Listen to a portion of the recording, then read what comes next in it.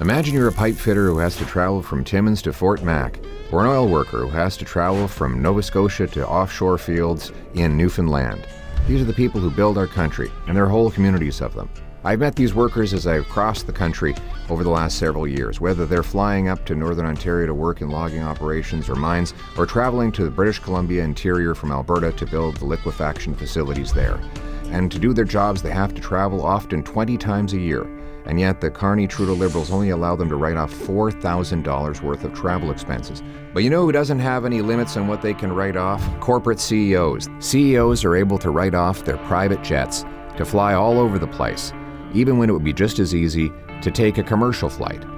Oftentimes, corporations write off these private jets for their CEOs and other executives to benefit from the luxury of global travel, all while their workers make too little money and their consumers pay far too high prices.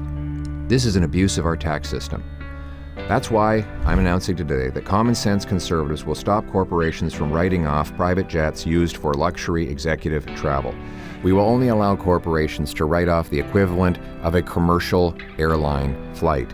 And we will pass the Tax Fairness for Traveling Trades Workers Act, allowing our trade workers to write off the full cost of their food, transportation, and accommodation for any job-related trips that go more than 120 kilometers, regardless of whether they require lodgings. We also ensure that charter flights to remote locations with no commercial flight options will be exempt from my law, so that no tradespeople are impacted when they travel to remote areas for work.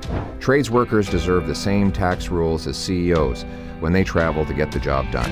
My Common Sense Conservative government will restore Canada's promise that anyone from anywhere can achieve anything, that hard work leads to a great life in a beautiful home, on a safe street, protected by brave soldiers under a proud flag. That's what it means to put Canada first. Now let's bring it home.